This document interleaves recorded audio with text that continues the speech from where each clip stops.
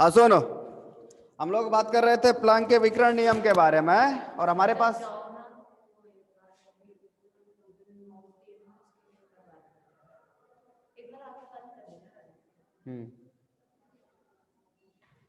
हाँ, एक तो हमने कला कोष्ठकों में कणों की संख्या निकाल चुके थे अपन। dn is equal to G nu D nu upon E की power H nu upon K T minus one. एक तो इस रिजल्ट पर पहुंचे थे। फिर हमने एक और बात कही थी, हम कह रहे थे कि ये जो कण हैं ये किसी गोलीय कोश में रहते हैं और संवेग समष्टि में अगर किसी गोलीय कोश में है तो उस गोलीय कोश का कल आयतन भी निकाला था हमने, और गोलीय कोश का आयतन क्या आया था, is equal to 4 pi P square DP. इन चीजों के बारे में बात किए थे अपन है। अब जरा आगे देखो उसी बात को थोड़ा सा। यदि P तथा P प्लस डीपी गोलीय परास में, अब ये एक कला कोष्ठका के बारे में बात हो रही थी, वो एक कला कोष्ठका में कणों की संख्या थी, ठीक है, और ये उस गोलीय कोश का आयतन है। अगर अपन ऐसे मान लें कि जितनी भी कला कोष्ठकाएं हैं उन सब का आयतन v है, ठीक है, तो एक पार्ट के आयतन से उस सबका क्या कर सकते हैं अपन, इनटू कर सकते हैं। यदि P तथा P प्लस डीपी गोलीय परास में कला कोष्ठकाओं का आयतन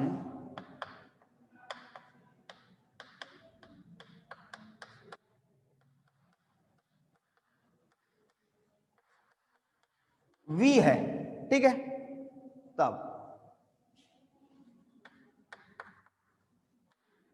कुल आयतन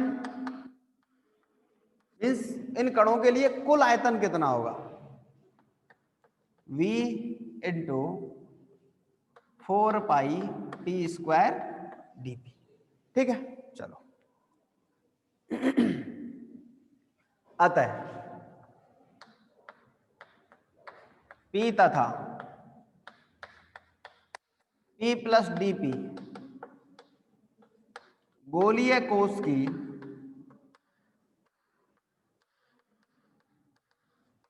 परास में, अच्छा देखो ये जितनी भी कला कोष्ठकाएं हैं सबका आयतन v है एक गोलीय कोश की स्थिति के लिए, तो हमने कुल आयतन निकाल लिया। अब अपन एक बात और जानते हैं कि एक कला कोष्ठका का जो आयतन होता है वो एच क्यूब होता है, सबका तो v है। अब हमें ये नहीं पता कितनी है वो, भाई अपन ऐसे तो आइडिया लगा ही नहीं सकते वो कितनी कला कोष्ठकाएं, हमने तो माना कि G1 से लेकर Gn तक बहुत सारी कला कोष्ठकाएं, तो ये तो अपन फिक्स ही नहीं कर पा रहे कि वो कितनी है। एक बात हमें सिर्फ इतना पता है कि एक कला कोष्ठका का जो आयतन होता है वो एच क्यूब होता है, पता है ना। एक कला कोष्ठका का आयतन ये तो पहले भी पढ़ा है हमने। हाँ, एक कला कोष्ठका का आयतन क्या होता है, कुल आयतन ये रहा। अगर कला कोष्ठकाओं की संख्या निकालें तो एक कला कोष्ठका के आयतन से भाग दे दो ना, उसमें क्या दिक्कत है। अतः P तथा P प्लस डीपी गोलीय कोश के परास में कला कोष्ठकाओं की संख्या, अब अपन किसकी संख्या निकाल रहे हैं, कला कोष्ठकाओं की संख्या, उसको अपन नाम देंगे GP। ये कला कोष्ठकाओं की संख्या है, तो क्या होगी GP DP, ठीक है। G कला कोष्ठकाओं की संख्या होती है P के रेस्पेक्ट में है, तो 4 पाई P square DP upon H Q. अब अपन क्या करते हैं, P को, क्योंकि अपने पास जी न्यू डी न्यू का वैल्यू चाहिए, तो अपन क्या करते हैं P को न्यू की फॉर्म में कन्वर्ट कर लेते हैं। बस अपन बात करते हैं, चूंकि P equal to H nu upon C होता है, इसका मतलब डीपी कितना होगा, H upon C D nu. इसका मतलब इस टर्म को आप लोग म्यू की फॉर्म में लिखोगे, मतलब v into 4 pi P square का मतलब एच न्यू अपॉन सी का स्क्वायर और डीपी का मतलब H upon C D nu. इसका मीनिंग ये है कि ये जो पूरी टर्म है, अब ये तो कला कोष्ठकाओं की संख्या है, ये तो कोई नंबर है। ये ऐसा नहीं कि सर इसके रेस्पेक्ट में डीपी हमें रखना है, इसका मीनिंग ये नहीं है, ये तो एक संख्या है, इसका वैल्यू है ये। तो आप डीपी का वैल्यू यहां रखो, और जब हमने रखा तो हमारे पास रिजल्टेंट क्या आया ये। इसका मतलब ये जो टर्मिनोलॉजी है ये कहीं ना कहीं जी न्यू डी न्यू की फॉर्म की टर्मिनोलॉजी है, क्योंकि हमने इसको किस में कन्वर्ट किया है, न्यू में कन्वर्ट किया है। और इसका वैल्यू क्या होगा, अपॉन एच क्यू तो है ही इसके साथ, v into 4 pi H Q nu square upon C square C cube.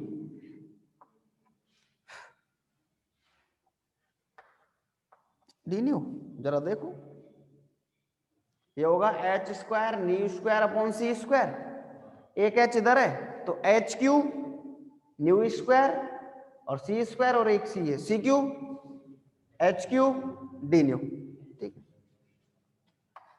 तो आपके पास जी न्यू डी न्यू का वैल्यू क्या आ गया, v into 4 pi nu square D nu upon C Q. ठीक है, देखो जरा एक बार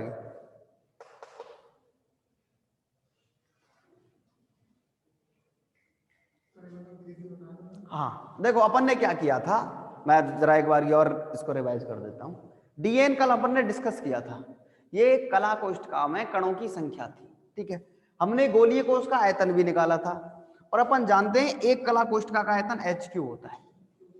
अपन ने एक सिंपल सी बात ये कही है कि अगर मान लो P और P प्लस डीपी गोलीय परास में कला कोष्ठकाओं का आयतन V है, ठीक है, एक गोलीय कोश का आयतन ये है, तो कुल आयतन कितना हो जाएगा, हमने कला कोष्ठकाओं के आयतन को इससे क्या कर दिया, इनटू कर दिया। ठीक है, अब हमने ये कहा था कि सारी की सारी कला कोष्ठकाओं का आयतन V है, कम जितनी भी, अब हमें नहीं पता उसका नंबर कितना है, ये तो हमें पता ही नहीं है, कितनी भी हो सकती है भाई, पार्टिकल में कण है, गैस में कितने पार्ट है वो अपन नहीं डिसाइड कर सकते। इसलिए हमने क्या किया, कला कोष्ठकाओं की संख्या निकालने की कोशिश की, और अगर कला कोष्ठकाओं की संख्या निकालें तो हमने कुल आयतन को एक कला कोष्ठका के आयतन से भाग दे दिया, संख्या मिल जाएगी, ये रही संख्या। अब इसी टर्म को हमने सिर्फ जी न्यू डी न्यू की फॉर्म में कन्वर्ट करना चाहा है, इसी टर्म को अपन आवृत्ति के पदों में लेना चाहते हैं, क्योंकि हमारे पास आवृत्ति का मान है, जी न्यू डी न्यू का वैल्यू है। तो अपन क्या कर रहे हैं, इस पार्ट को संवेग की बजाय आवृत्ति के पदों में लिखना चाह रहे हैं। ये तो संख्या है सर जी, मैं बार बार कह रहा हूं, ये तो संख्या है, जैसे 10 20 50 100 1000 2000 लाख 2 लाख, चेंज कहां है, इस पार्ट में है। तो हमने P की जगह तो एच न्यू अपॉन सी और डीपी की जगह एच सी अपॉन डी न्यू, बस उसको क्या किया, डिफरेंशिएट कर लिया एक बार। हमने वो सारे मान यहाँ रख दिए, सारे value, v 4 pi H nu upon C का square H upon C D nu upon H Q. तो आपके पास वैल्यू बना G nu D nu, means इस पूरे टर्म को हमने न्यू की फॉर्म में कन्वर्ट किया है, इसका मीनिंग है ये भी संख्या ही है, ये संख्या है, लेकिन इस संख्या का मान किसकी फॉर्म में आ रहा है, अब आवृत्ति की फॉर्म में आएगा। अब अगर अपन के पास आवृत्ति मिल जाए तो आवृत्ति का मान रख देंगे हम, तब हमें जो मान मिल रहा था हमें संवेग का मान मिलेगा तो रखेंगे हम, समझे मतलब क्या है इस चीज। तो जी न्यू डी न्यू का वैल्यू क्या आ गया, v into 4 pi nu square D nu upon C Q. ठीक है, ये है इसका मीनिंग।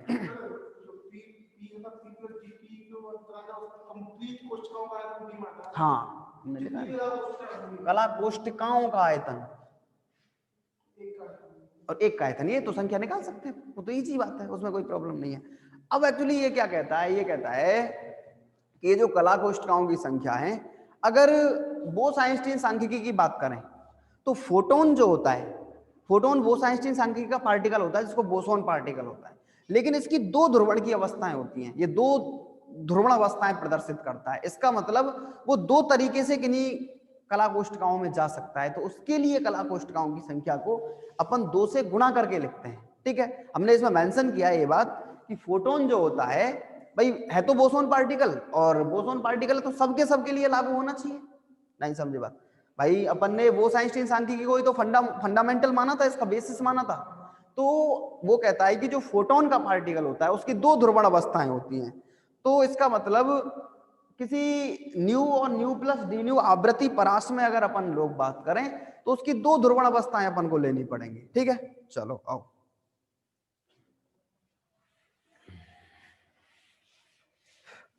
चूंकि फोटोन कैसा पार्टिकल है, बोसोन कण है, बोसोन ही तो होता है, चक्रण 0 होता है भाई इसका। चक्रण क्या होता है, दो ध्रुवण अवस्थाएं प्रदर्शित करता है। इसकी जो पोलराइजेशन की जो स्टेट होती है वो कितनी होती हैं, दो। इसलिए न्यू तथा न्यू प्लस डी न्यू आवृत्ति परास में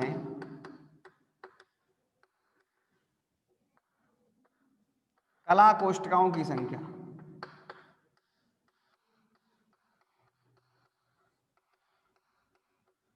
और उसको अपन बोलेंगे जी न्यू डी न्यू। मीन्स उसका जो वैल्यू तो यही है, लेकिन दो स्टेटों में होता है। ठीक है, दो तरह की स्टेट है, इसका मतलब उसको क्या करना पड़ेगा, डबल करना पड़ेगा। और उसका जो वैल्यू आएगा वो 8v pi nu square D nu upon C Q. ये अपने पास क्या आ गया, जी न्यू डी न्यू का वैल्यू आ गया। ठीक है, अपन क्या करेंगे, अपन ये वैल्यू dn में रख देंगे, अपने पास dn भी है ना। चलो, इसलिए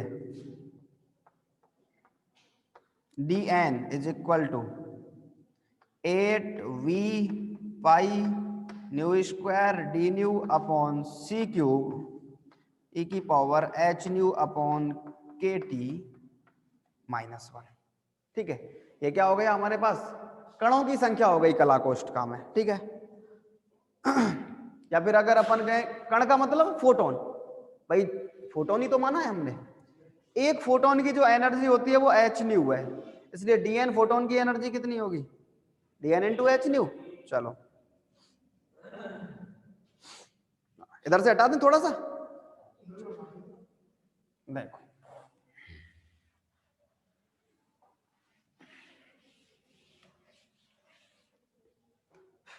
चूंकि एक फोटोन की ऊर्जा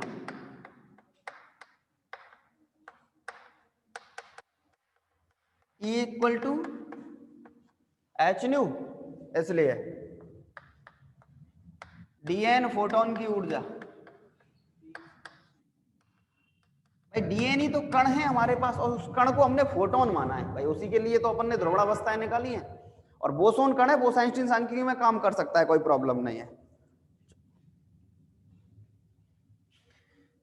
is equal to dn into H nu, ये फोटोनों की ऊर्जा आ गई। अगर अपन ऊर्जा घनत्व निकालना चाहें तो आता है dn फोटोन का ऊर्जा घनत्व, और उसको अपन शो करेंगे u न्यू डी न्यू से। ये ऊर्जा घनत्व है, ऊर्जा बटे आयतन कर दो, dn H nu upon v, value रखो, u nu D nu equal to 8v pi nu square D nu upon, ये तो dn का ही वैल्यू है ना अभी, सी क्यूब ई की power H nu upon K T minus 1। dn का value हो गया एच न्यू अपॉन, तो आपके पास वैल्यू बना सर जी, u nu D nu is equal to 8 pi H nu cube D nu upon C cube E की power H nu upon K T minus. और वो ये कहता है, ये आवृत्ति के पदों में प्लांक का वितरण, किसके पदों में, आवृत्ति। इसको लिखने का तरीका u न्यू डी न्यू, ये ऊर्जा घनत्व है सर जी, और यही प्लांक का आवृत्ति के पदों में,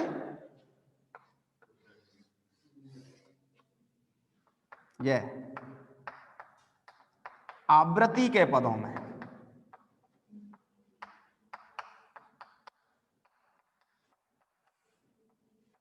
प्लांक का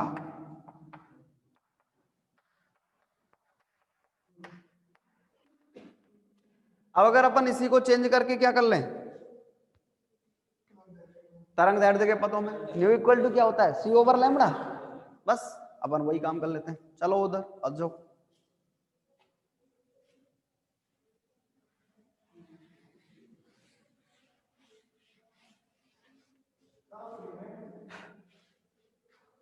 नहीं दिख रहा, तुझे नहीं दिख रहा?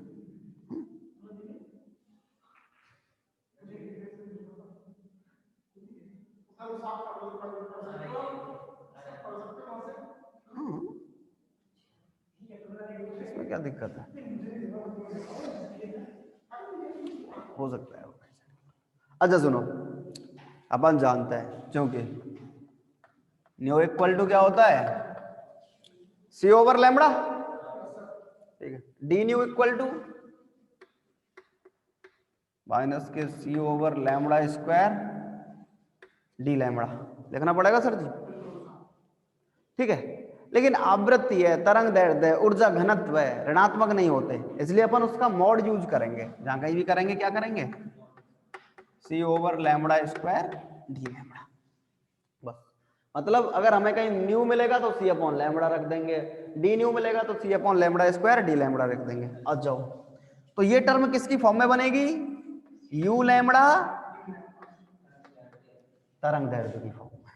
वैल्यू रखो 8 पाई एच, न्यू की जगह सी ओवर लैम्बडा का क्यूब, काम चलेगा। डी लैम्बडा की जगह C over lambda square D lambda upon C cube E की पावर एच न्यू अपॉन, अच्छा ये भी है ना, हाँ ये भी चेंज करना पड़ेगा सर जी। न्यू की जगह सी अपॉन लैम्बडा एच सी अपॉन लैम्बडा के टी -1। हाँ अब देखो, सी क्यू से सी क्यू आउट, तो यू लैम्बडा डी लैम्बडा आपके पास आएगा 8 pi H C upon lambda की पावर 5, 3 यहां से 2 यहां से 5, ई की power H C upon lambda के टी -1 और डी लैम्बडा, और ये होगा आवृत्ति के पदों में।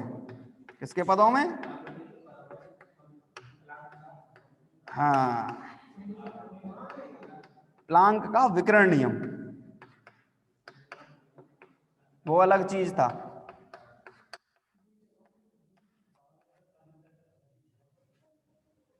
देखो जरा सर जी एक बार की, फिर अपन जरा आगे बातें करते हैं इसके बारे में।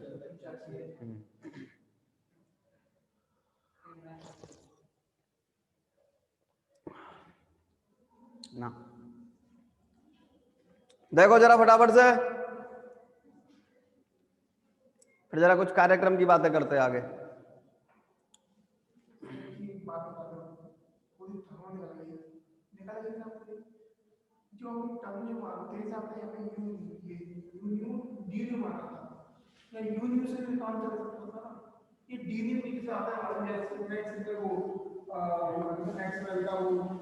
इसके ये इसके रेस्पेक्ट में चलता है ना, इसलिए इसको ऐसे लिखना पड़ता है।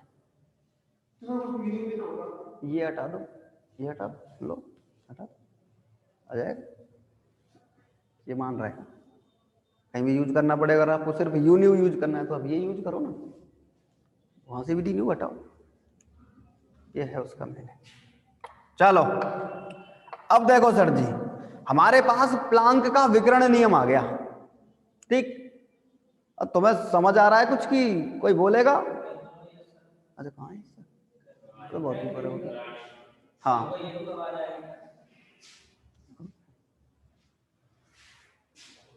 सुनो आ गया। चलो अब अपन इसके बारे में आगे बात करते हैं, सुनो जरा काम की बात। हाँ सही, तो मैंने कब कहा था, पहले नहीं आ रही थी। अच्छा चलो सर जी सुनो, अब अपन ने प्लांक के विकिरण नियम तो हमारे पास आया, अब अपना काम क्या है, अपना काम वही पुराना वाला है, निम्न तरंग दैर्ध्य परास, उच्च तरंग दैर्ध्य परास, दोनों के बारे में बात करेंगे। एक ही समीकरण से संतुष्ट हो जाएगा तो ज्यादा ठीक रहेगा। बीन का विस्थापन नियम निकालेंगे और स्टीफन का नियम निकालेंगे। चार चीज अभी अपन को करनी है लेटेस्ट। आओ जरा समझो काम की बात।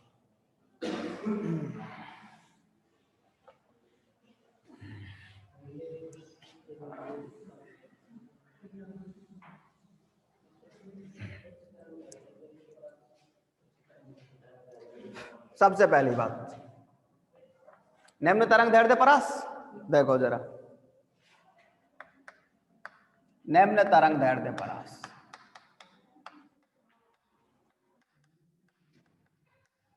देखो सर जी, निम्न तरंग दैर्ध्य परास में हमारे पास ये जो वैल्यू है e की power H C upon lambda के टी, लैम्बडा का वैल्यू जितना कम होएगा e की power H C upon K T उतना ही ज्यादा होएगा। मीन्स लैम्बडा अगर अल्प है, कम है, तो एच सी अपॉन लैम्बडा के टी ग्रेटर देन 1 होएगा। सिंपल सी बात है ये तो। इसका मतलब e की power H C upon K T भी ग्रेटर देन 1 होएगा। इसका मतलब e की power H C upon lambda के टी -1 को आप लोग e की power H C upon lambda के टी लिख सकते हो। क्या दिक्कत है? चलो वैल्यू रखो, इसलिए u lambda D lambda is equal to 8 pi H C upon lambda की पावर 5 e की power H C upon lambda के टी डी लैम्बडा।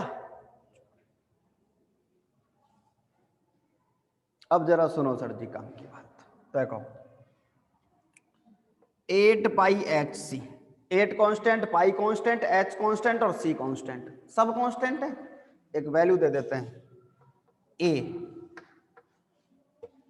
लैम्बडा की पावर 5, ठीक है। ये जो वैल्यू है इसको जरा थोड़ा सा अरेंज करके मैं ऐसे लिख दूं। देखो इसमें भी काम की चीज क्या है, ये एच सी अपॉन लैम्बडा इसको भी क्या रखता है, कांस्टेंट टर्म मान लेता है, ठीक है। चलो और इसको अपन लिख देते हैं माइनस के वी अपॉन के टी, ऊपर ले चलते हैं, क्या दिक्कत आएगी। एच सी अपॉन लैम्बडा को अपन ने ए को तो माना है 8 पाई एच सी और बी को माना है एच सी अपॉन लैम्बडा, ठीक। तो इसको ऊपर लेके तो माइनस की टर्म आएगी डी लैम्बडा। और आपको याद होना चाहिए ये जो यू लैम्बडा डी लैम्बडा है ये ए अपॉन लैम्बडा की पावर 5 ई की power minus B upon K T D lambda. इसको हमने वीन का विकिरण नियम बोला था शायद, बताओ ये क्या होता है। कांस्टेंट नहीं माना, इस वैल्यू को बी लिखा है बस, उसने उसके जैसा बनाया है। हमने बी का मान भी तो लिख दिया कि एच अपन, हम इसको कांस्टेंट नहीं कह रहे हैं, ये कांस्टेंट नहीं बोल रहे अपन, बी कांस्टेंट नहीं है, ए कांस्टेंट है, ए के सारे वैल्यू कांस्टेंट है। बस उसकी जगह एच सी अपॉन लैम्बडा की जगह ये वैल्यू रख दिया है, ना रखो कोई दिक्कत नहीं, वो फॉर्मूला ऐसे भी होता है, ए अपॉन लैम्बडा की पावर 5 ई की पावर माइनस एच सी अपॉन लैम्बडा के टी डी लैम्बडा, ऐसे ही चलता है ये फॉर्म। बस हमने तो वहां स्टार्टिंग में उसको बी मान के रख दिया था, इसलिए अपन ने इसको भी लिख दिया है, ये अंतर है, ठीक है। चलो उच्च तरंग दैर्ध्य परास में बात करते हैं जरा, क्या कहता है।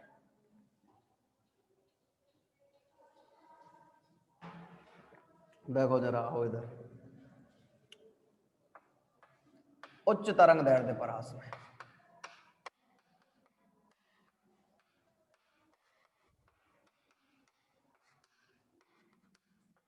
देखो, अगर उच्च तरंग दैर्ध्य परास है इसका मतलब एच सी अपॉन लैम्बडा के टी लेस देन होगा किससे, 1 से। इसका मतलब e की power H C upon lambda के टी को आप क्या लिख सकते हो, प्रसार खोल सकते हो अगर वैल्यू 1 से कम है तो 1 प्लस एच सी अपॉन लैम्बडा के टी, आगे की टर्म है एच सी अपॉन लैम्बडा के टी एक से कम है, स्क्वायर करोगे और कम हो जाएगा, क्यूब करोगे और कम होता चला जाएगा। ठीक है, चलो इसलिए e की power H C upon lambda के टी -1 को आप लोग, अगर -1 है तो एच सी अपॉन लैम्बडा के टी बचेगा। बहुत बार बता दी ये सारी चीज, तो अब इसमें ऐसा कुछ है भी नहीं, वैल्यू रख दो। इसलिए u lambda D lambda is equal to 8 pi H C upon lambda की पावर 5 इंटू ई की power H C upon lambda के टी को क्या लिख सकते हो, एच सी अपॉन लैम्बडा के टी डी लैम्बडा। चलो हटा दूं ये तो भले ही, अब इसकी तो कोई जरूरत ही नहीं है अपने को। जरा सॉल्व करो तो क्या आता है, देखो एच सी से तो एच सी गया, लैम्बडा से 4 टाइम के टी को कल्टी मार के ऊपर भेज दो, U lambda D lambda is equal to 8 pi K T upon lambda 4 D lambda. और ये नियम क्या था,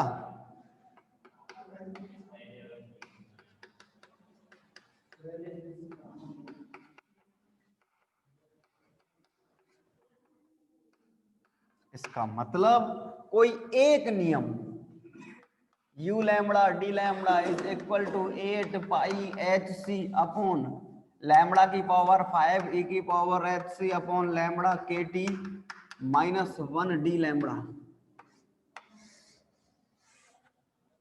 दोनों क्षेत्रों में काम करता है। निम्न तरंग दैर्ध्य परास में भी काम करता है और उच्च तरंग दैर्ध्य परास में भी। वहां अपन को दो अलग अलग लेने पड़ रहे थे, यहाँ एक ही से काम चल रहा है हमारा। ठीक है, तो ये एक तो किसके बारे में बात हुई, प्लांक के विकिरण नियम के बारे में। अब इसी प्लांक के विकिरण नियम से अपन वीन का नियम भी निकालेंगे, विस्थापन का नियम और स्टीफन का नियम, ये दो नियम अभी और आगे पढ़ेंगे। ठीक है, एक बार ये आप लोग रिजॉइन करो, फिर आगे बात करते हैं।